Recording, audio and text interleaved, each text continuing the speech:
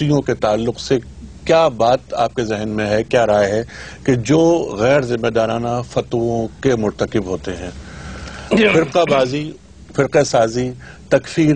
پہلے تو یہ ہوتا تھا کہ مسلمان کیا جاتا تھا غیر مسلموں کو, اب تو مسلمانوں کو کافر بنایا جاتا ہے نا, غیر مسلم بنایا جا رہا ہے. ایسے افراد کے تعلق سے آپ کیا فرماتے ہیں؟ یہ صرف یہ بات ایک چیز سے رک سکتی ہے کہ اگر ہم یہ دیکھیں کہ اگر کوئی نو مسلم جس کے اوپر مثلا ہم 10 سال سے محنت کر رہے ہیں یا ڈاکٹر صاحب محنت کر رہے ہیں یا دین سمجھانے کی کوشش کر رہے ہیں, وہ جب فرقوں کے اس طرح سے اختلاف دیکھتا ہے کہ آج امام بارگاہ میں بم پھٹ رہا ہے اور کل جو مسجد میں فائرنگ ہو رہی ہے, تو وہ کہتا ہے کہ ہمیں اس دین کو نہیں چاہیے کم از کم. اگر ہمارے علماء اہل تشیع اہل تسنن جو وہ لوگ کہ جو اس کا سبب ہیں وہ یہ سمجھیں کہ ہم دین کو کتنا بڑا نقصان پہنچا رہے ہیں, کہ وہ قومیں جو تعلیمات کی وجہ سے قریب آ سکتی ہیں وہ ان حرکات کی وجہ سے کبھی بھی اسلام قبول کرنے یا اس کے قریب آنے کو تیار نہیں ہوں گی. 9/11 کے بعد ہم آپ کو گنوا سکتے ہیں 100 کتابیں اسلامک کانسیپٹ آف جہاد سینونیمس ٹو ٹیررزم جو ہے وہ شائع ہو چکی ہیں, اور اصل فلسفہ اور اصل چیز کیا ہے اس کے اوپر ایک کتاب بھی اس عرصے میں نہیں آئی. تو مطلب کہنے کا یہ کہ یہ چیزیں مفتیوں کے اوپر اور ان کے اوپر پابندی لگانے سے نہیں, ان میں شعور کو بیدار کرنے سے ہے کہ وہ یہ بات سمجھیں کہ وہ مذہب کا اور ملت کا کتنا بڑا نقصان. اور اس شعور کی توقع ابھی تک آپ کو ہے؟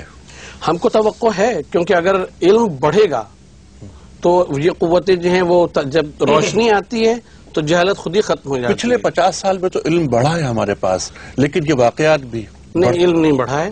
ہم سمجھتے ہیں کہ علم جو ہے وہ زیادہ کارنر ہوتا چلا گیا ہے, جو جس فرقے میں ہے, بلکہ جس فرقے میں بھی نہیں, جس مسلک میں بھی اور مسلک میں بھی نہیں, جس مسجد میں جانے آنے والا ہے اس سے باہر وہ نکلنا نہیں چاہتا. اس کا علم جو ہے وہ وہیں کے خطیب اور وہیں کی تعلیمات تک محدود ہے. اگر لوگوں میں مطالعہ بڑھایا جائے, علم بڑھایا جائے اور اس کو نالج کو ڈسیمینیٹ کیا جائے تو ہم نہیں سمجھتے کہ وہ قوتیں جو ہیں وہ پسپا ہونے پہ مجبور نہیں ہوں گی. ڈاکٹر صاحب, جس طرح محسن نقوی صاحب نے فرمایا اور بہت اچھی طرف اشارہ کیا ہے انہوں نے کہ علماء کو یہ سمجھائیے کہ نماز اس طرح پڑھنے سے کچھ نہیں ہوتا, رفع یدین سے کچھ نہیں ہوتا, آمین بالجہر سے کچھ نہیں ہوتا. کیا علماء کو سمجھانا چاہیے یہ بات؟ میرے نزدیک اس ایشو پر تو تکفیر ہے ہی نہیں. کبھی بھی نماز کے ایشو پر اختلاف پر کسی کو کافر قرار نہیں دیا گیا, نہ شیعہ نماز کو نہ سنی نماز کو.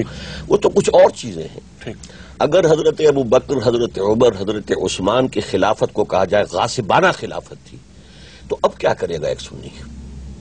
مسئلہ تو یہاں یہ آتا ہے. اور ناقابل قبول, ناقابل قبول. اس گفتگو سے علماء کو پرہیز کرنا چاہیے. کوئی سب و شتم کرتا ہے تو سنی کیا کرے گا؟ قابل مذمت. اس کے لیے قانون سازی ہونی چاہیے. اس کے لیے قانون سازی ہونی میں چاہیے. تو اس حد وزیر قانون آپ رہے ہیں. میری تو گزارش یہ ہے کہ جس طریقے سے فرقہ واریت بڑھ رہی ہے اور پاکستان کو انہوں نے بنایا ہوا ہے اکھاڑا مختلف فقہوں ممالک, اگر سیاسی جماعتوں پر پابندی پر نفاذ عملی طور پر مؤثر ہو سکتا ہے کہ انہیں کسی بھی غیر ملک سے کوئی مالی امداد نہیں ملے, تو یہ نام نہاد مذہبی جماعتوں پر بھی کیوں نہیں پابندی کا اطلاق ہوتا. ایک بات ایک اور بھی ساتھ, نہ مسجد نہ امام بارگاہ میں کوئی بھی سیاسی مقصد یا کسی عبادت کے علاوہ کسی اور مقصد کے لیے نہ استعمال ہو. دیکھیں یو اے ای بھی ہے اور اس سلسلے میں قانون سازی ہونی چاہیے. قانون سازی ہی نہیں صاحب, قانون سازی تو آلریڈی ہے, قانون کا اطلاق نہیں ہے میرے ملک میں. ایک اور بات میں کہہ دوں, سعودی عرب میں بھی پرسکرائب ٹیکس دیا جاتا ہے پیش امام کو کہ حضور یہ خطبہ آپ پڑھیے گا. یو اے ای میں بھی یہی ہے اور بحرین میں بھی یہی ہے, کویت میں بھی یہی ہے. یہاں جس کی جو مرضی آتا ہے. ویسے تو سیاسی لوگوں پر تو پابندی ہے کہ وہ فلانی بات نہیں کہہ سکتے, لیکن مساجد میں جو زہر اگلا جاتا ہے اس کا کوئی سدباب نہیں ہوتا, چاہے وہ خلفائے راشدین کے خلاف ہو جو ڈاکٹر اسرار صاحب نے کہا, میں جو زہر اگلا جاتا ہے, حضرت عائشہ رضی اللہ عنہ کے خلاف توہین ہو یا حضرت علی کی توہین ہو. میرے نظر میں دونوں قابل مذمت اور ان کی سرکوبی نہ صرف مذمت بلکہ قابل سزا ہے. محترم خواتین و حضرات, فرقہ واریت کے اسباب, نتائج اور سدباب, اس موضوع پر آپ نے ہمارے عہد کے ممتاز علماء اور دانشوروں سے گفتگو سماعت فرمائی. گفتگو بہت بسیط ہے, بہت سے نکات ایسے ہیں جو ابھی تک تشنا ہیں. ہم اگلے جمعے اس پینل کے ساتھ دوبارہ حاضر ہوں گے. تب تک کے لیے اجازت, خدا حافظ. ہمارے ساتھ یہی پینل تھا. آج ہم اسی پینل کے ساتھ دوبارہ حاضر ہیں. موضوع وہی ہے، یعنی فرقہ واریت کے اسباب، نتائج اور سدباب. محسن نقوی صاحب، آپ نے بہت اچھی بات کی اور آپ نے تو برائے وصل کردن آمدی نئے برائے فصل کردن آمدی کی بات فرمائی. اور بھی بہت سی تجاویز ہیں سر. محسن نقوی صاحب، ڈی ویپنائزیشن، جی بالکل اسلحے سے پاک معاشرہ چاہیے اسلحہ ہمیں. سے پاک معاشرہ کے بغیر جب تک اسلحہ کی بھرمار ہے جی، اور وہ اسلحہ مسلمانوں پہ استعمال نہیں ہوگا. قرآن کریم کا سر وہ ہو ارشاد رہا ہے. میں نے 81 میں کہا تھا کہ یہ جو افغان اسلحہ ہے، میں نے یہ ریکارڈ کی بات ہے، 1981 میں یہ اسلحہ، یہ گنے پھر ہم مسلمانوں پر بھی نافذ حکومت تھی تو فرقے 81 میں جماعتوں پہ پابندی کیوں نہیں؟ ہم نے تو بالکل ان کی حوصلہ شکنی کی. ہم نے تو کی. جی بالکل. وزارت قانون جب آپ کے پاس تھی اس زمانے میں آپ کا جو کردار اور آپ کا جو رویہ رہا، اس پر گفتگو ہم فی الحال نہیں کریں گے. اقبال حضرت صاحب نے یہ بات بہت اچھی کی، سیاسی مقاصد کے لیے استعمال نہیں کرنا یا چاہیے. کسی بھی مقصد، صرف ڈی ویپنائزیشن ہونا چاہیے، عبادت کے لیے. بالکل ٹھیک ہے. اقبال حضرت صاحب، آپ کی بہت اچھی بات. اسلحہ نہیں ہونا چاہیے، اور اگر اسلحہ مسلمان پر اس کا استعمال نہ ہو. تجویز جاوید صاحب بہت اچھی ہے نا. قرآن کریم اور میں ارشاد ہے فتووں پہ پابندی. بنگلہ دیش میں بھائی انہوں نے پابندی لگائی ہے. ہائی کورٹ کا، وہاں کے سپریم کورٹ کا بھی فیصلہ ہے بنگلہ دیش میں. جی جی.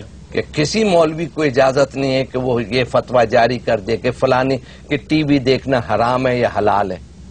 یعنی کہ ہمارے ہاں تو ایسے ایسے فتوے چھپتے ہیں کہ کسی سے پوچھے کہ یہ ٹی وی دیکھنا حضرت جائز ہے، ان کا نہیں بی بی، ٹی وی دیکھنا ہی نہیں، ٹی وی کا رکھنا بھی حرام. اب آپ لوگ ٹھیک ہے. نہیں، ہماری گفتگو، ہماری اقبال حضرت صاحب، یہ گفتگو ہماری نہیں ہو رہی کہ فتوے کس طرح جاری ہو رہے ہیں. لیکن آپ کی یہ بات بہت وزنی ہے. یہ بات بہت وزنی ہے کہ اسلحے سے پاک معاشرہ ہونا چاہیے. کسی کو یہ حق نہیں پہنچتا. قرآن کریم کا ارشاد ہے، جس نے ایک انسان کو قتل کیا اس نے پوری انسانی کو قتل کیا. سورہ فتح میں اللہ تعالیٰ فرماتے ہیں کہ محمد رسول اللہ والذین معہ اشداء علی الکفار ورحماء بینہم. کفار پہ تو شدت ہے، جہاد کے معاملے میں قتل تو ہو سکتا ہے، لیکن آپس میں رحم دل ہے مسلمان. محسن نقوی صاحب، آپ نے گفتگو کا رخ جس طرف لائے تھے وہ بہت قابل پذیرائی ہے. سرکار والا حقائق کا سامنا اگر کیا جائے جس سے امت مسلمہ گریزاں ہے، یعنی کہ خلافت راشدہ ایک حقیقت، ہمارے یعنی مسلمانوں کا بیشتر حصہ، یعنی کثرت امت مسلمہ اس بات کو مانتی ہے کہ خلافت راشدہ پر ان کا ایمان ہے. تو کیوں نہ حضرت ابوبکر صدیق رضی اللہ تعالیٰ عنہ، حضرت عمر رضی اللہ تعالیٰ عنہ، حضرت عثمان غنی رضی اللہ تعالیٰ عنہ اور حضرت علی رضی اللہ تعالیٰ عنہ کی خلافت کو آج ایک بہتر اور بڑے حضرت حسن کا اضافہ کیجئے رضی اللہ تعالیٰ. جی، میں خلافت راشدہ کو اگر وہاں تک حضرت حسن کا دور بھی اس میں شامل ہے. جی، اگر اس کو شامل کر لیا جائے تو آپ کیا فرماتے ہیں محسن نقوی صاحب؟ بنیادی طور پہ بات یہ ہے کہ ہم اس پہ اصولی بات یہ کہیں گے کہ ہماری قوم تاریخ میں ماضی میں جی رہی ہے اور اس کو حال کی فکر نہیں. اگر آج تمام اہل تشیع یہ متفق ہو کے کہہ دیں کہ ان چاروں خلفاء کی، ان خلفاء ثلاثہ کی خلافت صحیح تھی، ہماری اور آپ کی زندگی کے اوپر کوئی اثر نہیں پڑے گا. یا اگر آج اہل تسنن مل کے یہ کہہ دیں کہ اس دور میں فرض کیا کہ بہتر تھا کہ حضرت علی کو پہلے خلافت ملتی، تو بھی آج کے انسان کے اوپر کوئی اثر نہیں پڑے گا. ہم ماضی میں رہنا چھوڑیں اور حال کی بات کریں کہ کس طرح سے ہے. اور ایک بات ہم اور عرض کریں گے کہ جو ہم نے عدم علم کی شروع میں بات کی تھی، یہ جو بات ڈاکٹر صاحب نے فرمائی ہے بالکل ٹھیک ہے، اور یہ بھی عدم علم کی وجہ سے. ہم آپ کو حوالہ دیتے ہیں بہار الانوار طب جدید جلد نمبر 22 باب نمبر 8. 19 حدیثیں ائمہ کرام علیہ السلام کی موجود ہیں، صحابہ کرام رضوان اللہ علیہم کی فضائل میں، مہاجرین و انصار کے فضائل میں. حضرت علی علیہ السلام کا خطبہ نہج البلاغہ میں جو آپ فرماتے ہیں، آپ نے صحابہ کرام کی پوری وہ فرمائی ہے، تعریف فرمائی ہے. اس کے علاوہ خود آپ کے مکاتیب میں خط نمبر 6 جو ہے آپ کا، جو حضرت معاویہ کے نام آپ نے لکھا، وہاں آپ نے فخر فرمایا کہ میرے ساتھ وہ لوگ ہیں کہ جنہوں نے بدر میں اور احد میں شرکت کی، ان لوگوں میں سے لوگ ہیں، اور جس طرح سے ان تینوں خلفاء کی بیعت کی گئی ویسے ہی میری بیعت بھی کی گئی ہے، تو مجھے ان کی تائید حاصل ہے. اسی صورت سے امام زین العابدین علیہ السلام کی صحیفہ کاملہ کی دعا نمبر 4، اس میں انہوں نے واضح طور کے اوپر صحابہ